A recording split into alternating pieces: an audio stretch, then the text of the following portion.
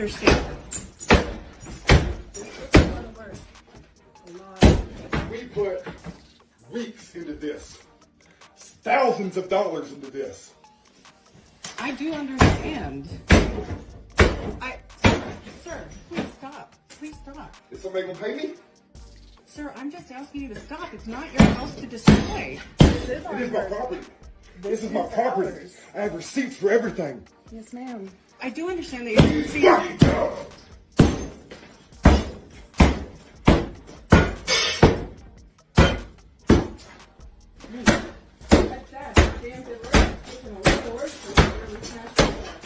So, I need to ask you a question because Leanne is telling me that you walked in the house and you're telling me that you were invited to.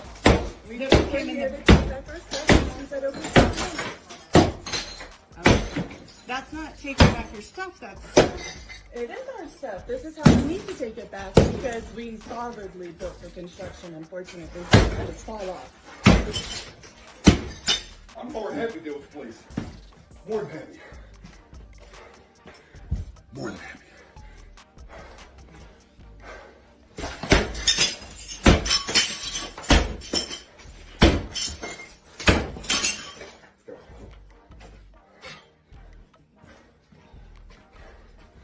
Let me tell you something. No contractor in the state of Colorado will fix that when they found out I took it back because you refused to pay me. No one.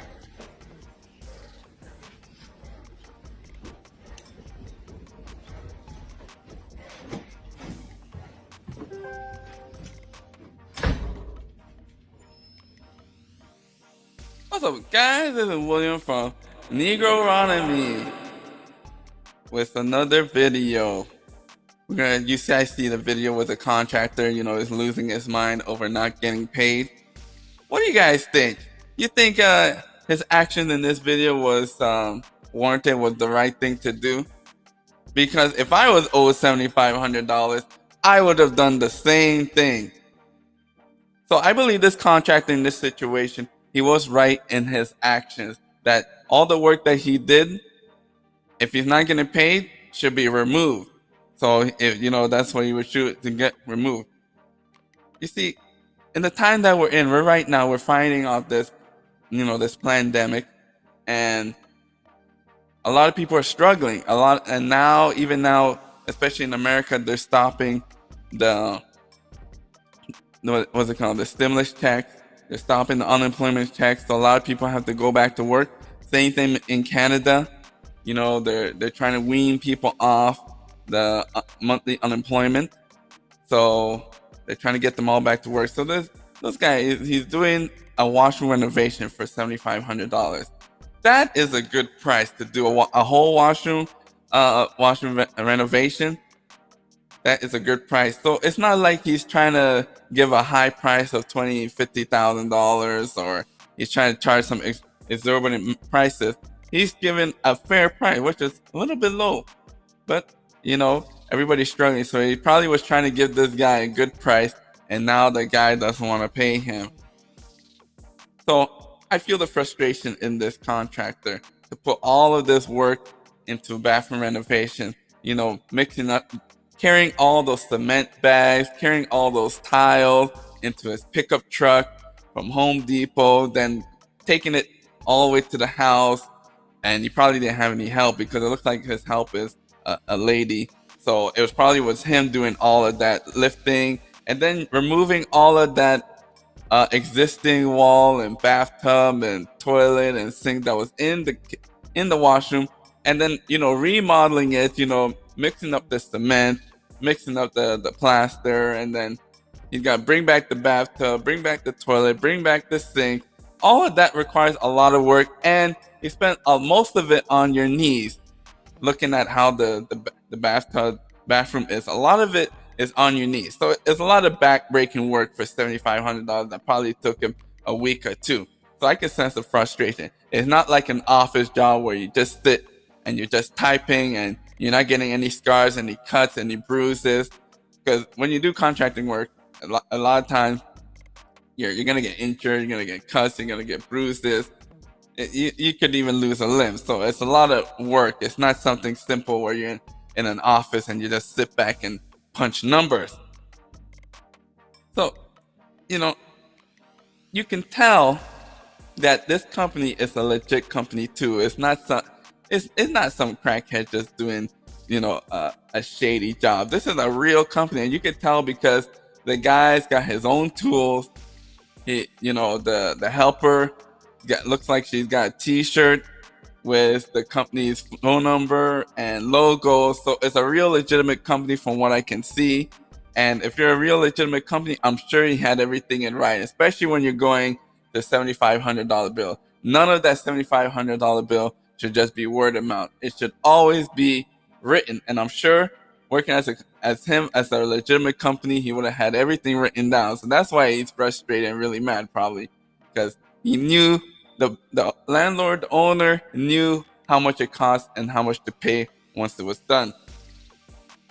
You see, me being as a landlord and also doing the work myself sometimes, I'm on both sides of the fence. So I can sense the guy's frustration, why he would be that mad. And, I understand why he would rip that house apart. And, he deserves that. That owner or landlord who does not want to pay $7,500, he deserves that. And he already told him at the end of the movie that you're not going to find anybody that's going to come back and do this job for the same price, because for the person that's going to come back and do that job, they got to cover all the mess that guy did, plus do the bathroom renovation after that. So he taught that guy a lesson. Don't call these contractors and get them to do these jobs and not have the money to pay them. As a landlord, whenever I call somebody to come and do a job, I always make sure I have the money. Make sure that everything is in writing. Because a lot of times, this is where all the disagreement comes in and the frustration. And you really want to handle these contractors the right way. You want to have everything in writing. Text message, quote, written on paper, recordings.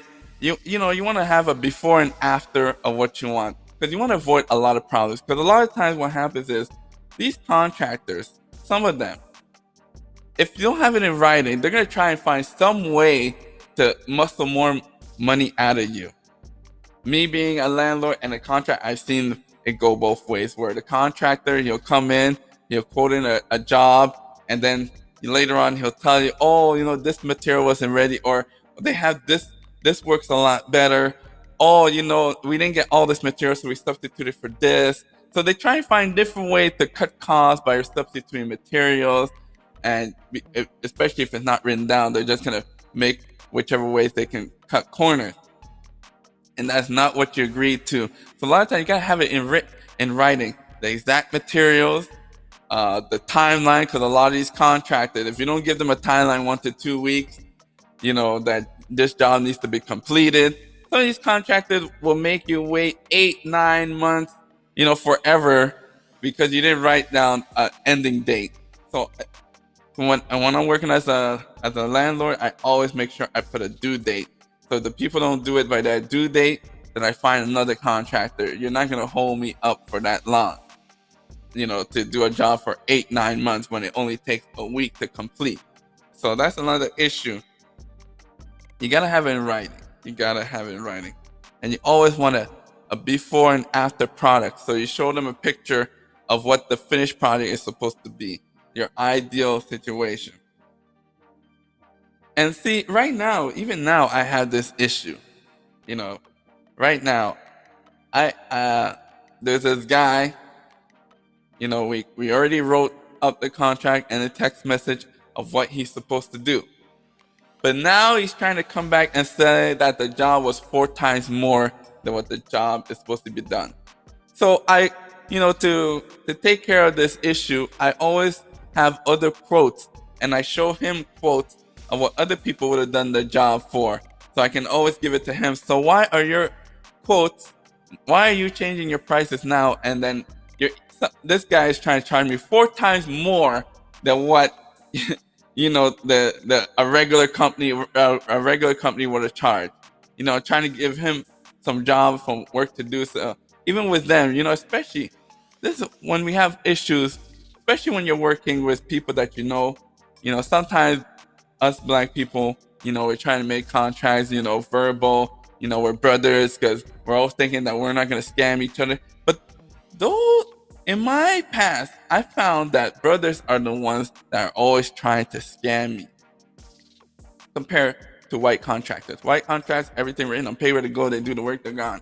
But a lot of times when I deal with some of these brothers are always trying to get away with word of mouth contracts so they can change it on later on. But even with them, I deal with everyone the same way and make everything through text messages and writing and contract.